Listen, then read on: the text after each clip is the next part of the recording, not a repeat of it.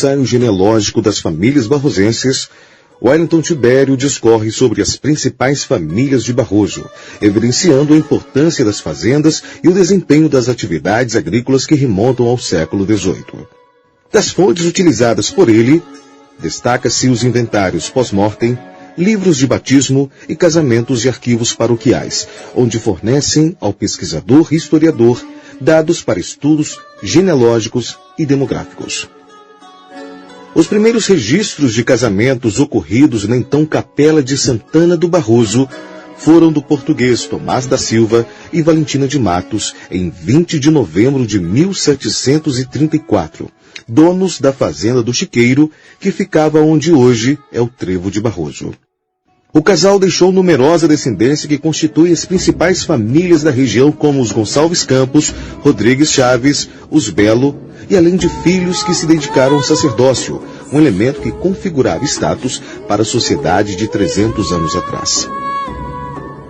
Outro casal pioneiro em Barroso foi João Luiz Coelho de Garre e Albina Joaquina da Silva Matos, que casaram em 12 de fevereiro de 1785.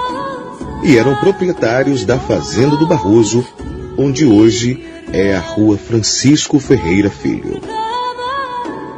Destacamos também Gabriel Gonçalves Campos e Jerônima de Souza Neves, que casaram em 12 de fevereiro de 1801. Portanto, são 3 gerações cujos matrimônios foram celebrados na velha Capela do Barroso. Outro casal do século XVIII, Caetano José de Matos e Genoveva de Jesus, em 1765, residiam na velha Fazenda da Boa Vista e certamente foram dos primeiros povoadores daquela região.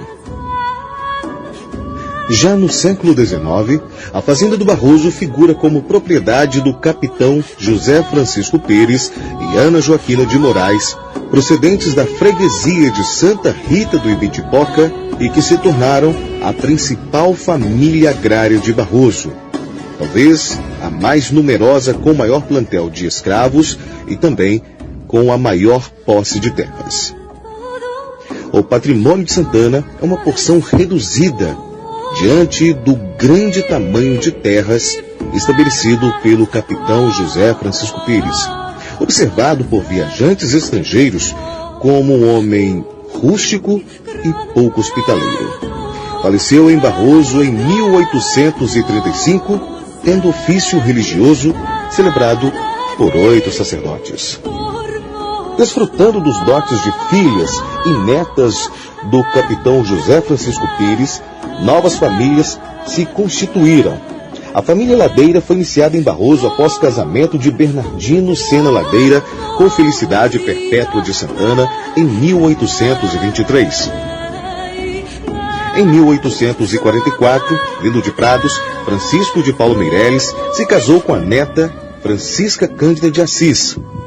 E os irmãos Souza, filhos de Joaquim de Souza Meireles, preservaram o sobrenome do bisavô paterno, capitão Joaquim José de Souza.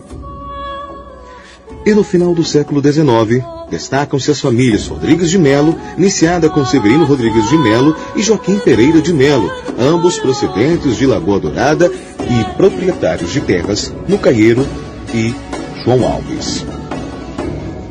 Na semana que vem, daremos continuidade a esse ensaio genealógico das famílias barrosenses, onde nós vamos para a virada do século XIX para o século XX, onde vamos continuar falando da genealogia barrosense e também dos descendentes do capitão José Francisco Pires.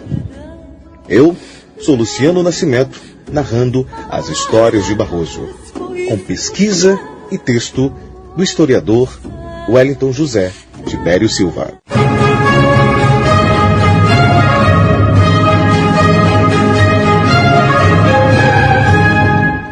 Liberdade é cultura, liberdade é mais história. Blog Histórias de Barroso, agora com esta parceria com a Liberdade FM, reproduzindo as histórias de Barroso e replicando conhecimento sobre as nossas origens.